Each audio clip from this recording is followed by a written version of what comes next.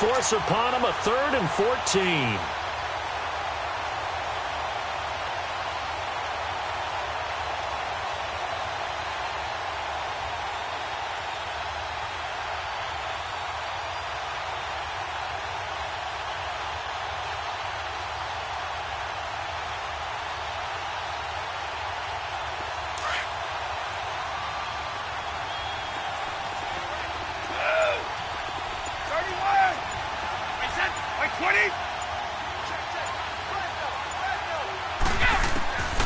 Working from the gun, it's Brady.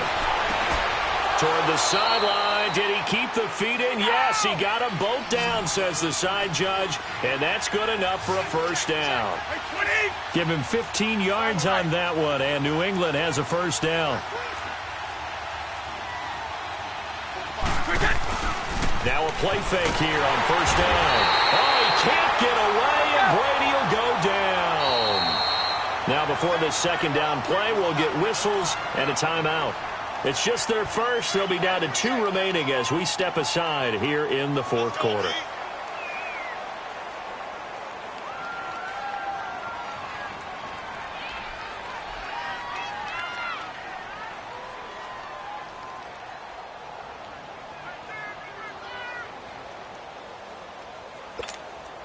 Pass protection has been a problem all night long as they come up facing 2nd and a bundle. Now Brady. This is White on the screen. And he went nowhere. He'll lose yardage back to the 29. That'll be a loss of a yard, and it leads to a 3rd down. I thought that wasn't a bad time to call the screen. I thought late game, down on the scoreboard, had to figure they were expecting a pass downfield.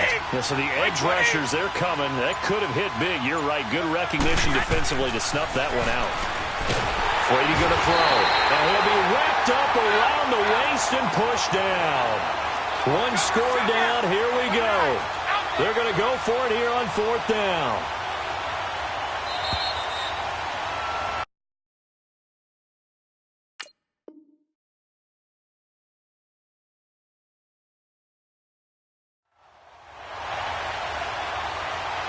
Time for a break. We'll come back, see what transpires after this.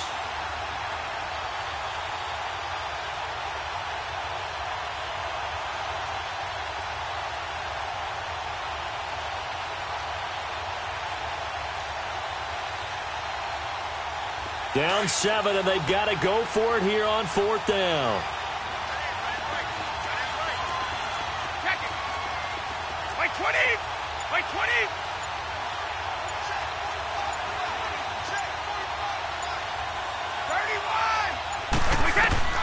Now Brady got to have this one. And, oh, a crusher there as it's intercepted. Now the ball comes loose, and the offense will get this one back. Boy, that could have been catastrophic at this late stage of the game, but they avoid disaster. The psychology of the game never ceases to amaze me because you would think there would never be a fumble from what we hear from coaches all the time, right? And how much they practice not fumbling. Practice it, preach it, talk about it all the time. You would think no one would ever turn it over. Yet they are humans out there running around, and we just saw another one. Opportunistic by the defense. They'll look to throw. Work with me, partner. Take a deep breath, because that's what they're doing down the field now. That incompletion allowed them to exhale a little bit. Get in the huddle, kind of scan the crowd, see if any celebrities are here. Relax a little bit as they start this big drive. They'll run it now out of the gun. And he's going to take this one up only to about the 44-yard line. Just a couple there on the second down run. Now they're staring at a 3rd and 8 situation. Sometimes your philosophies get challenged at times you don't want them to. They did try to stick to the running game on the first 2 plays. Didn't amount to much. And now facing a 3rd and long at the outset of this drive. Here we go.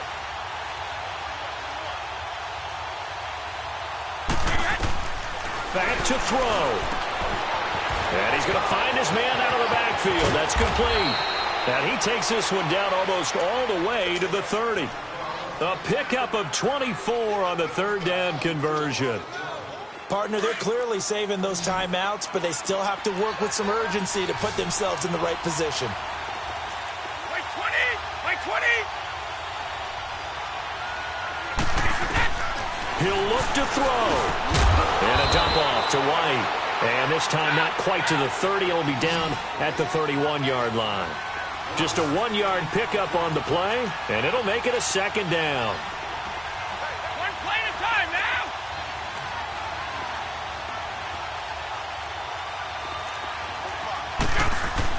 Back to throw. To the left side and complete for Julian Edelman. And all the way in. Touchdown, New England. Julian Edelman in the final minute. And the Patriots are within an extra point of tying this one up. So getting the big touchdown they needed late in the fourth. Now what do? You conservative and just tie it up? No, I think you put your practice into game situation. Go as fast as possible. You already have your play call ready to go. Go for two and decide it right now. Blue 20. Wait. He's back to throw. And it's intercepted at the goal line. It's Desmond Trufant. Well, that decision to me was all about pulling up the chart.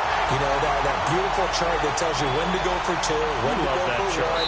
I do love it. It helps you with your decision-making during heated times. And just look at it right here in this point of the game.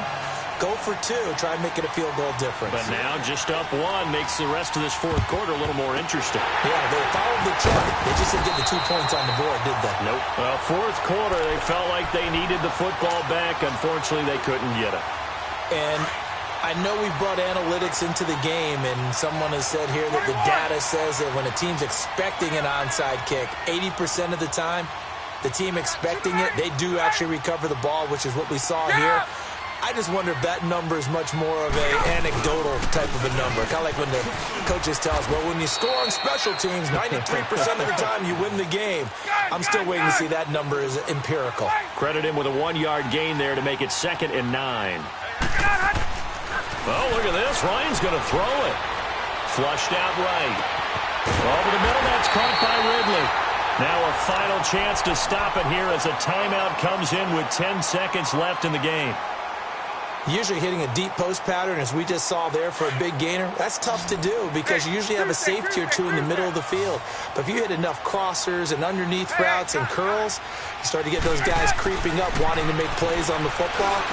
And this is caught. And that could seal it. It's a touchdown. So a little icing on the cake there before the clock hits all zeros. What a way to finish things off. Exactly what you want. Not much time and a touchdown to put things away. Bryant tacks on the extra point, and the lead is up to 8. Here's Bosher to kick it away. That's fielded in the end zone. And with time a factor here late, he'll just take a knee, and they'll put it out to the 25. Out comes the New England offense to see what they can do this time. They have time here, partner, for just one final heave. And I have to look at from the defense's perspective here. We know what they're going to do on offense. The Hail Mary, try and get guys down there and throw it in the end zone, tip it around and catch it. You've got to have guys back there to defend that. But also, you can't allow the quarterback as much time as he wants to set up and throw it. Maybe you bring a little extra pressure to make sure he gets rid of it quicker. A little bit of a cat and mouse game. We'll see if they bring that. Pressure brought in, and the Falcons get there for the sack. So they'll quickly now signal for the timeout. And it's definitely not looking good, but at least they'll have one final play to hope for that miracle and get him in the end zone.